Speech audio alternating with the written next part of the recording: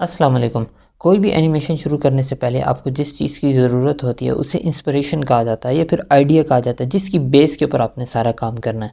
आज की वीडियो के अंदर हम वही चीज़ें डिस्कस करेंगे कि आपको एनिमेशन शुरू करने से पहले किन किन चीज़ों की ज़रूरत होती है और आप उन चीज़ों से अर्न किस तरह से कर सकते हैं, और अगर आपके पास ये स्किल्स नहीं है तो आपने किस तरह से काम करना है। तो मेरा नाम सलमान नसीम है और ये brand new learn animation series की पहली वीडियो है।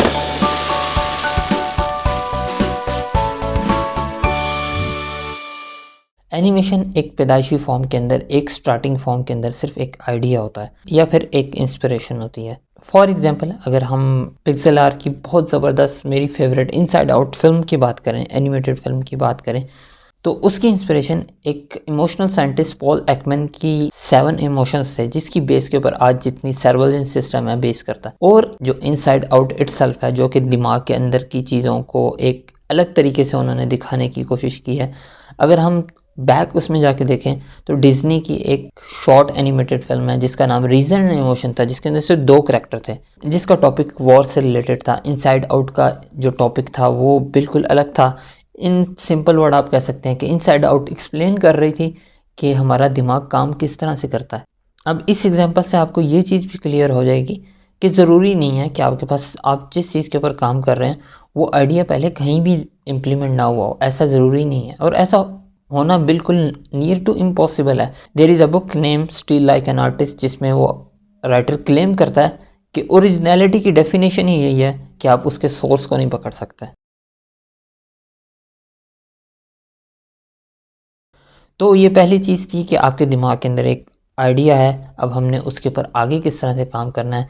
काम सबसे पहले स्टार्ट होता है राइटिंग से, स्क्रिप्ट राइटिंग से, कि हमारा जो भी आइडिया है सबसे पहले उसके ऊपर स्क्रिप्ट लिखा जाता है। यहाँ मेरी फॉलोइंग के अंदर बेतहाशा ऐसे लोग हैं जिनके पास बहुत अच्छे राइटिंग स्किल्स हैं और वो ज़बरदस्ती टिपिकली एनिमेशन के अंदर घुसने की कोशिश करते हैं। आप अपने स्किल के ज़रिए घुस सकते हैं। एनिमेशन के लिए आप स्क्रिप्ट लिखें, एनिमेशन के जो स्क्रिप्ट हैं वो बहुत महंगे बिकते हैं, लेकिन आपको इस बात का भी ख्याल रखना चाहिए एनिमेशन के स्क्रिप्ट में और एक आम कन्वर्सेशन के अंदर बेतहाशा फ़र्क होता है। मैं एक आपको कोको फिल्म का स्क्रिप्ट शेयर कर रहा हूँ, उसकी वीडियो भी मैं यहाँ पे ऊपर कार्ड के ऊपर टैग कर दूंगा, वहाँ पे आप क्लिक करके देखें, जिससे आपको थोड़ा सा आइडिया हो जाएगा कि एनिमेशन का स्क्रिप्ट लिखा किस तरह से जाता है। और ये सर्विसेज आप फ्रीलांस के ऊपर, लाइक फाइवर के ऊपर, और there is a one website specifically for writers only, और एक वेबसाइट है जो कि स्पेसिफिकली फ्रीलांस राइटर्स के लिए बनाई गई है। आप वहाँ जाके अपनी इन सर्विसेज को सेल कर सकते हैं। अगेन वहाँ पे जब आप इन सर्विसेज को सेल करेंगे, ये नहीं है कि आपने जो चीज़ लिखी हुई है वही बिकना शुरू हो जाएगी, ऐसा नहीं है।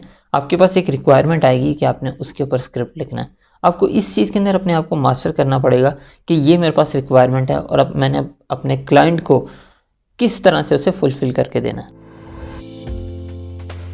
जब हमारे पास स्क्रिप्ट तैयार हो जाता है तो हम नेक्स्ट फेज़ के अंदर मूव हो जाते हैं, जिसे हम स्टोरी बोर्ड कहते हैं। स्टोरी बोर्ड एक सीरीज़ ऑफ ड्राइंग होती हैं जो कि आपके एनिमेशन के फ्लो को रिप्रेजेंट करती हैं कि इस सेकंड के ऊपर ये काम होगा, इस सेकंड के ऊपर, इस सेकंड से लेके इस सेकंड तक ये काम होगा। प्लस आपके सीन के पूरी डिटेल बताती हैं कि ये सीन इस तरह का है, ये सीन पहाड़ों के अंदर है, ये सीन कमरे के अंदर है, ये चीज़ें सारी बताती हैं।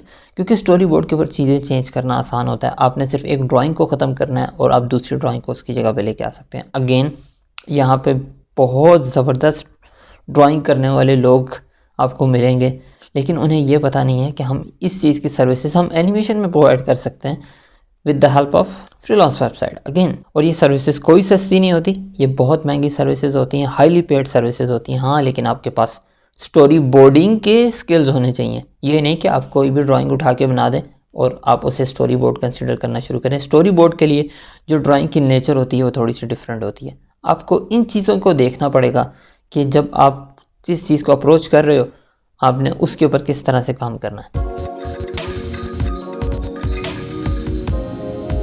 अब दूसरे किस्म के लोग आ जाते हैं जो कहते हैं कि हमने इन दोनों स्टेप्स को स्किप करना है। आप दोनों स्टेप को स्किप करें, हम इन दोनों को मर्ज कर देते हैं। हम क्या करते हैं, हम स्टोरी बोर्ड इस तरह से बनाते हैं कि वो स्क्रिप्ट भी बन जाए और हमारे पास हमें ड्राइंग की ज़रूरत भी ना पड़े।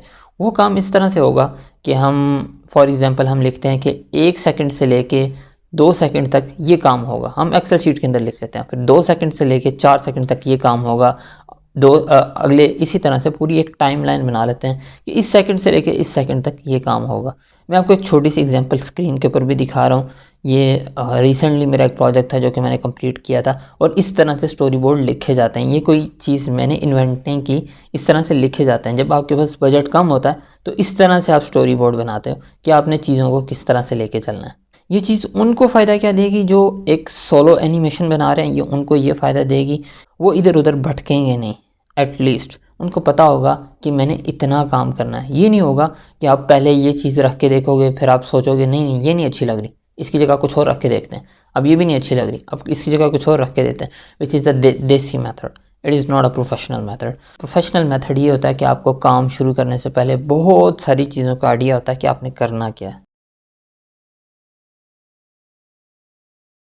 नेक्स्ट चीज़ जो इन सबसे ज़्यादा इम्पॉर्टेंट होती है, और वो ऐसा है कि उसके ज़रिए हम इन दोनों को भी स्किप कर सकते हैं, बिल्कुल स्किप कर सकते हैं, वो है साउंड या फिर वॉइस ओवर। सबसे पहले मैं उन लोगों के लिए बात कर रहा हूँ जो कि खुद ही अपनी एक एनिमेटेड फिल्म बनाते हैं। अब आपके पास कोई वॉइस ओवर होगा या कोई म्यूज़िक होगा या कोई साउंड होगी, ये चीज़ आपने पहले डिसाइड करनी है। आपने उसकी रेफरेंस के ऊपर, उस चीज़ के रेफरेंस के ऊपर चीज़ों को एनिमेट करना है। फॉर एग्जांपल मेरे पास एक वॉइस ओवर है 1 मिनट का। अब मैंने उसके चंक्स काटने हैं और उस चंक्स के ज़रिए मैं एक छोटा सा स्टोरी बोर्ड बनाता हूँ और उस स्टोरी बोर्ड के ऊपर काम करना शुरू कर देता हूँ। ये सिर्फ मुश्किल से आधे घंटा आपका लेगा, लेकिन ये चीज़ आपको इधर उधर जाने से अगेन बहुत बचा लेगी।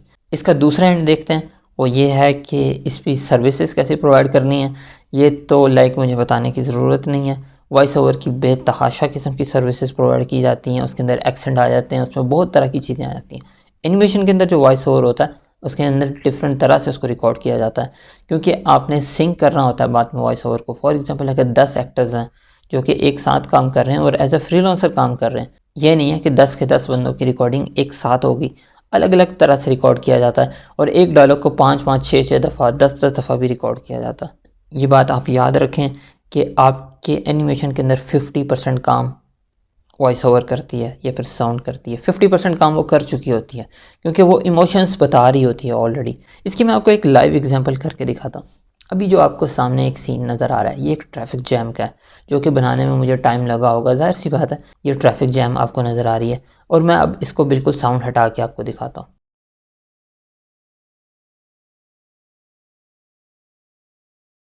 देखें आपको क्या फील आती है। आपको ट्रैफिक जैम की फील ही नहीं आ रही। क्यों? क्योंकि इसके अंदर साउंड इफेक्ट नहीं है, एसएफएक्स नहीं है, साउंड नहीं है, इसलिए आपको फील नहीं आ रही। अब मैं आपको एक ब्लैक स्क्रीन दिखाता हूँ जिसके अंदर मैं आपको साउंड इफेक्ट लगा के दिखाता हूँ। आपको ज़रूर इससे ट्रैफिक जैम की फील आ रही होगी, हालांकि मैंने आपको कुछ भी नहीं दिखाया। आपने अपने दिमाग के अंदर ये इमेज बनाना शुरू कर दिया होगा कि ये एक ट्रैफिक जैम है जो कि आगे नज़र आने वाला है। अब मैं इन दोनों को कंबाइन करके दिखाता हूँ। मैं एक ट्रैक्टर के सामने सिर्फ 2 गाड़ियाँ गुजार के सेम एसएफएक्स के साथ आपको दिखाता हूँ, तो आप देखेंगे मेरा काम साउंड ने कितना आसान कर दिया। दैट इज़ द थिंग कि साउंड के ऊपर आपने पहले काम करना है। पहले आपने इस चीज़ के ऊपर काम करना है कि आपने साउंड किस तरह से लेके चलनी है। अगर आपके पास साउंड होगी, आपके पास वॉइस ओवर होगा, आपको पता होगा कि मैंने साउंड को किस तरह से लेके चलना है। ये चीज़ आपको बहुत जगह पे आपका टाइम सेव करेगी, and time is money. Time आपका बहुत इंपॉर्टेंट है। आप जिस जिस जगह पे अपना टाइम बचा सकते हैं, जिस भी तरीके से बचा सकते हैं, ज़रूर बचाएं। चाहे वो रिसोर्सेज यूज़ करने की सूरत में हो या फिर किसी भी और सूरत के अंदर हो, अपना टाइम ज़रूर बचाएं। ये लर्न एनिमेशन सीरीज़ की पहली वीडियो थी।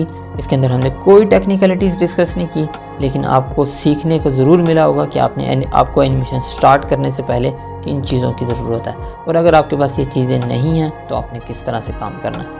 मेरा प्लान है कि इस कोर्स के अंदर मैं आपको उन टूल्स के ज़रिए भी एनिमेशन सिखाऊं जो कि पेड होते हैं। मैं सिर्फ फ्री टूल्स के ऊपर रिस्ट्रिक्ट हो के ना रहूं, क्योंकि फ्री टूल्स के ऊपर मैं ऑलरेडी 3 कोर्सेज बना चुका हुआ। जिस चीज़ की मुझे आपसे ज़रूरत है वो सपोर्ट है, वो फीडबैक है, आपका फीडबैक है। जितना आप इस कोर्स के अंदर इंटरेस्ट लेंगे, मुझे इंस्पिरेशन मिलेगी आगे काम करने के लिए, क्योंकि पत्थरों को पढ़ाने में कोई भी बंदा इंटरेस्टेड नहीं होता। आप लोगों ने पहले भी बहुत अच्छा फीडबैक दिया पिछले कोर्सेज़ के अंदर, उम्मीद है इसके अंदर भी वैसे ही देंगे। नेक्स्ट वीडियो के अंदर हम ब्लेंडर जो कि एक फ्री सॉफ्टवेयर है उसके बेसिक से थोड़ा थोड़ा करके स्टार्ट करेंगे। फिर मुलाकात होगी। अपना बहुत ख्याल रखिएगा। अल्लाह हाफ़िज़।